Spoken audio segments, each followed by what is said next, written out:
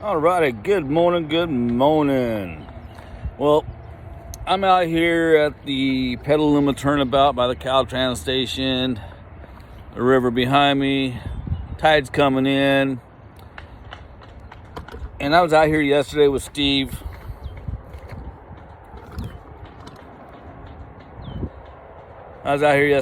Grove, and we mainly came out for mudsuckers to see if we catch any mudsuckers. I ended up catching a baby striper with the mudsucker hook, which, he swallowed it right down. So I just got the line, threw him back. But today, I'm out here, I'm going for mudsuckers again. I got an sliding egg weight on there with a swivel, a little bitty hook with a night crawler on it. And I'm gonna walk down here. So you got steps down here made up for the fishermen to come. I don't know if they actually made them for the fishermen or not, but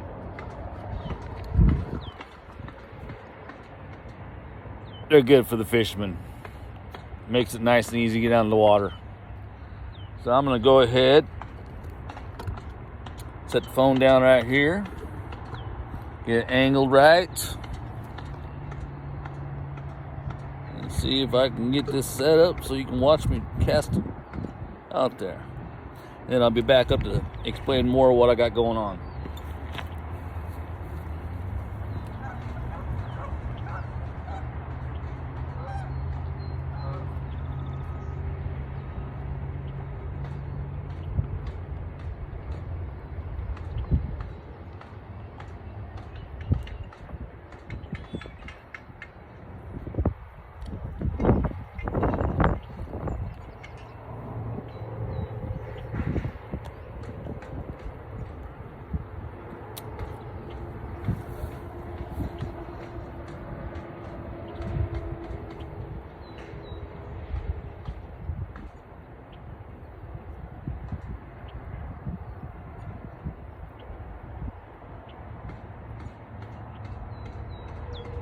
I think I'd already got a bite.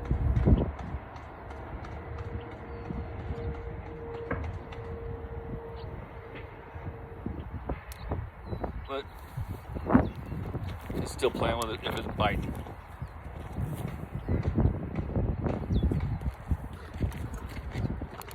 So like I said, me and Steve was out here yesterday, and it was so freaking windy yesterday.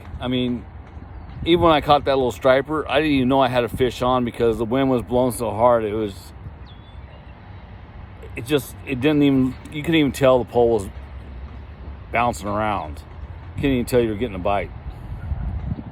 So I started reeling it in to check the bait, and next thing I know, it was pulling back. And I'm like, what the hell? But yeah, I ended up catching a nice little striper yesterday. Well, it was a baby striper. It was a baby. So today I'm out here. I'm going to fish for mudsuckers for a little bit. And if I don't catch any mudsuckers, then I got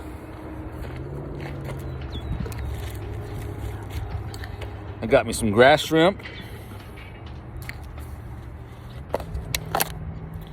It's a nice lively grass shrimp right there.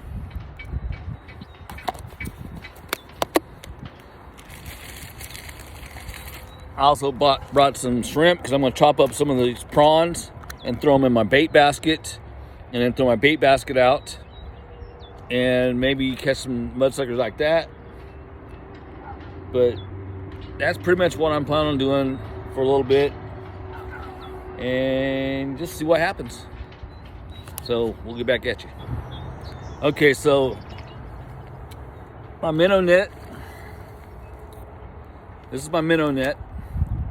Right now, you can see a few pieces of prawns in there, shrimp, and I cut up a few more right here, which that's just chopped up prawns, shrimp, whatever you want to call it, and drop it in here. And I'll go down in the water, toss it out. So I'll go ahead and move you over here so you can watch me toss this out.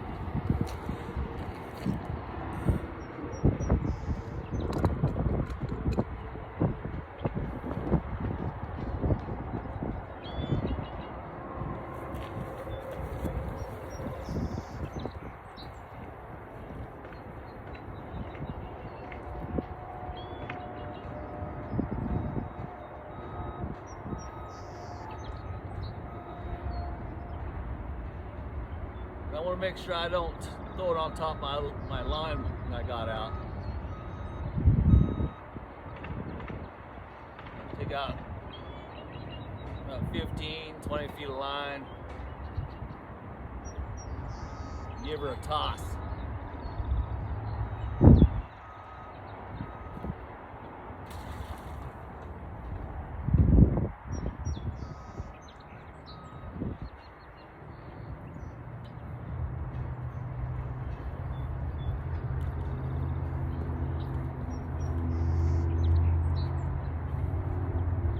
You always want to bring this line back up top here. That way, if the current grabs a hold of it, it doesn't drag it away from you.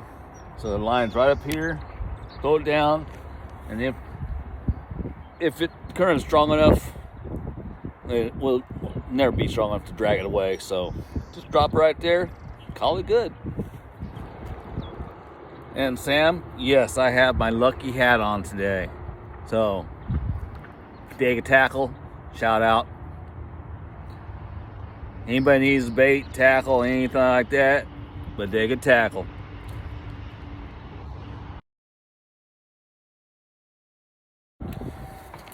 The other thing too about this area where I'm at, you can only use one pole. So if you think about fishing for bait plus fishing for regular fish like stripers, stuff like that, well, you better think again. I mean, I did it, got caught at it, not by the warden. One of my subscribers called me out on it and said, you know, Tom, that's not a place where you can fish two poles. And once I talked to the game warden about it, the game warden confirmed this is a one pole area, even if you have a 2-stamp tag, which 2-stamp tags, they don't tell you, is mainly for fresh water. Well, this is mainly salt water until you get past the Petaluma turnarounds up there in the middle of town. Past the Payran Bridge, I think he said you can use two poles. But nobody fishes past the Payran Bridge because, as far as we all know, you can't fish up there anyway. But he says that's the only place you can fish with two poles is past the Payran Bridge. And that is coming from the game warden. He says all the way down the Petaluma River, you can only use one pole per person. Even if you have 2-stamp tag, you can still only use one pole. So that's something to keep in mind, guys. All right, so as you can see, Nightcrawler hasn't been touched. Not even a bite, not even a rip of the tail. So I'm gonna go ahead and I'm gonna switch up. I'm gonna put a small piece of shrimp on and see if that does anything different. So get back at you. Well, if the shrimp doesn't work, then I'm gonna go ahead. I already got it set up with a slider rig on it to I think it's a 4-aught hook to my Penn Fathom on my 6.5-foot ugly stick. So we'll hook this up with some grass shrimp and throw a 3-ounce weight on there and just give it to the bottom and let's see what happens. So for now, we're still waiting to see if the shrimp does its job. If not, then that's where we're going. We're going to the grass shrimp. All right. So, not a single bite on the shrimp. So now, I am going 3-ounce weight slider rig with a loaded up hook with grass shrimp. Let's get her out there.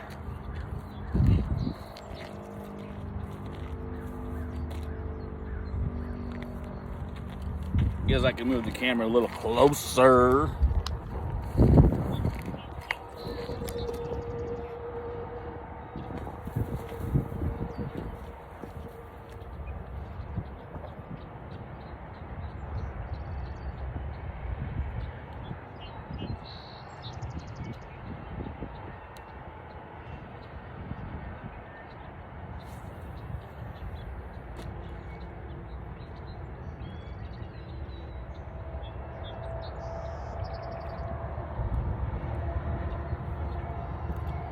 That's why you load the hook up, because you're gonna throw off one or two. And I threw off, I think, one of them, so. Yep.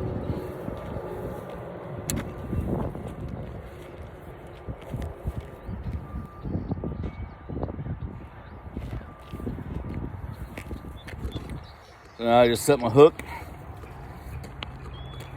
I set my pole in this makeshift rod holder right here. Looks like it was probably a fence post that got cut off. But fishermen out here, we use it for pole holders. And now we set and wait. So I got a question for y'all. While I'm standing here waiting for a bite to happen, I was reading something about stripers that, I mean, yeah, I could understand in the Delta,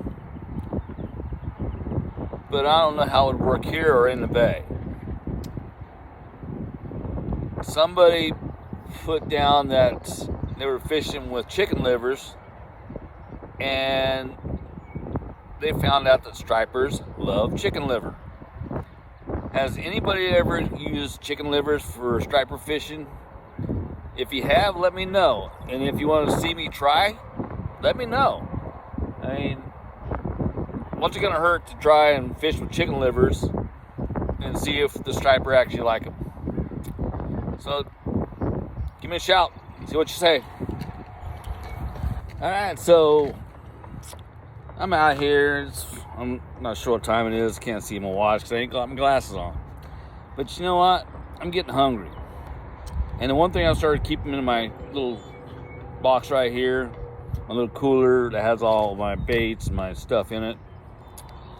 Bumblebee snack. This is a chicken salad. It's got crackers. It's got a can of chicken salad in here. Let's open it up. Check it out. So you got a package of crackers. Oh, I got a cute little spoon. And a can of chicken salad to put on your crackers. So let's pop this open and check it out. That looks appetizing. Yeah. Put this box down here so I don't blow away. Let's bust open these crackers.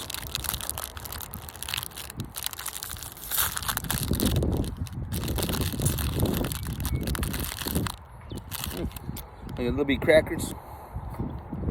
Let's go ahead and scoop some out. All right, here we go. Not bad.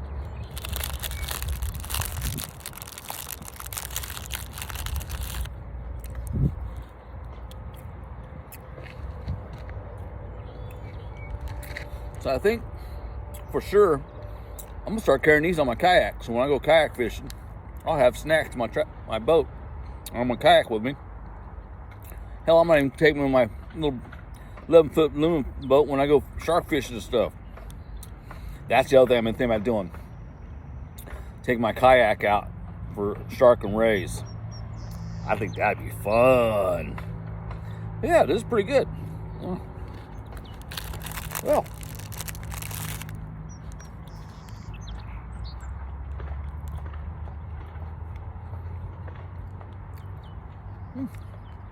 Quick little snack. All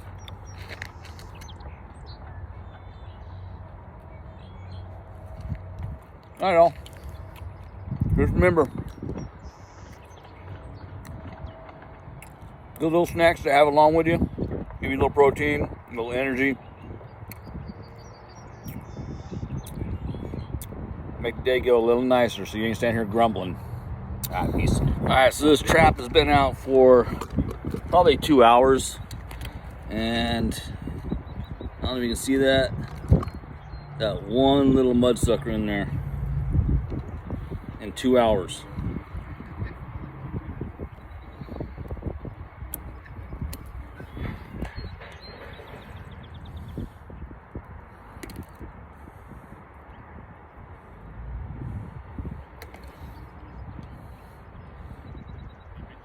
See, one little mudsucker.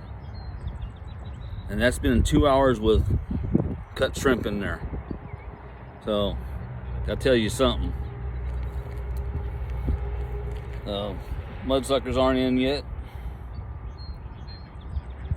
Is what it is. And I'm getting no bites on the grass shrimp either. So, I'm just gonna wrap it up, go on home. Peace. Make sure to like, subscribe, and hit that bell. Ding-a-ling-a-ling-a-ling-a-ling.